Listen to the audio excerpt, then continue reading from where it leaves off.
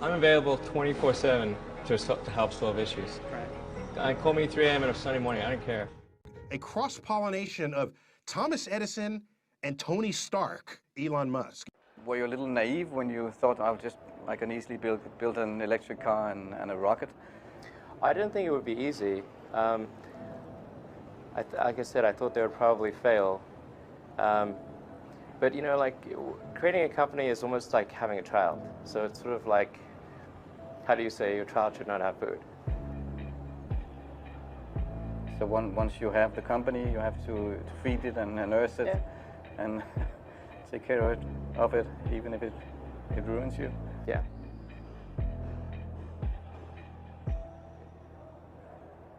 But suppose there were some tough times in 2008, end of 2008.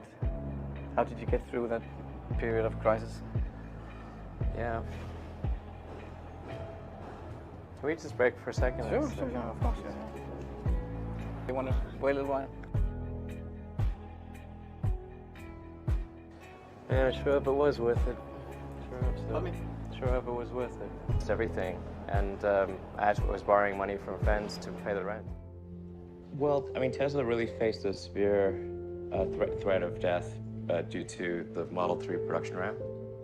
Essentially, the company was bleeding money like crazy, and just if we didn't solve these problems in a very short period of time, we would die. And it was extremely difficult to solve them. How close to death did you come? Within single-digit weeks. 22 hours a day, or like what? How many I hours? was working, so 7 days a week, sleeping in the factory. I worked everywhere I worked in the paint shop, general assembly, body shop. You ever worry about yourself imploding? Like it's just too much? Absolutely. No one should put this many hours into work. This is not good. People should not work this hard. They should not do this. It's very painful. Painful in what sense? It hurts my brain and my heart. Where do you come up with your best ideas? Are you on vacation, or are you kind of just like in the middle of the night you wake up and start drawing things down? Or You know, sounds really cliche, but like the shower is probably like you know, wake up and go to shower in the morning. And I think actually what's really happened is kind of stuff is percolated in the subconscious. Right. And it's not really occurring in the shower, but you're kind of getting the results of last night's, you know, computation, basically. Right. Whatever area that you get into, given that, you know, even if you're the best, there's always a chance of failure. So I think it's important that you really like whatever you're doing. If you don't like it, life is too short.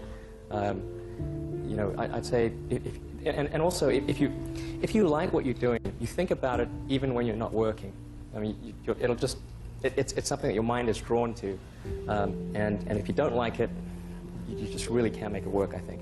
When you had that third failure in a row, did you think, I need to pack this in?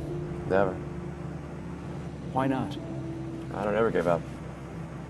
I mean, I'd have to be dead or completely incapacitated. Starting a business, I'd say, number one is have a high pain threshold. That's it. There's a friend of mine who's got a good saying, which is that starting a company is like eating glass and staring into the abyss. Okay, that's generally what happens. Because when you first start a company, there's lots of optimism and things are great. And then, so happiness at first is high. Then you encounter all sorts of issues. And happiness will steadily decline. And then you'll go through a whole world of hurt. And then eventually, if you succeed, and in most cases you will not succeed, and Tesla almost didn't succeed, came very close to failure. Then if you succeed, then after a long time you will finally get back to happiness. I think too is you got to make sure that whatever you're doing is a great product or service. It has to be really great. And I go back to what I was saying earlier, where if you're a new company, I mean, unless it's like some new industry or new market that, if it's an untapped market, then you have more ability to, the standard is lower for your product or service. But if you're entering anything where there's an existing marketplace against large entrenched competitors, then your product or service needs to be much better than theirs. It can't be a little bit better, because then you put yourself in the shoes of the consumer and they say, why would you buy it as a consumer? You're always going to buy the trusted brand unless there's a big difference.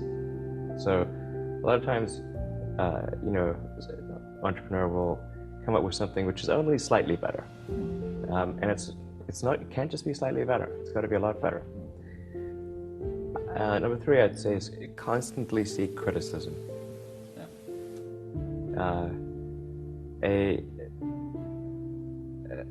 A well thought out critique of whatever you're doing is as valuable as gold.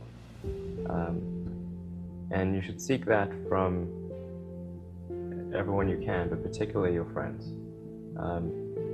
Usually your friends know what's wrong, but they don't want to tell you because they don't want to hurt you. So lift you up, sort of. yeah. So they say, oh, I would encourage my friend, so I'm not going to tell him what I think is wrong with his product. Yeah. It doesn't mean your friends are right, but very often they are right.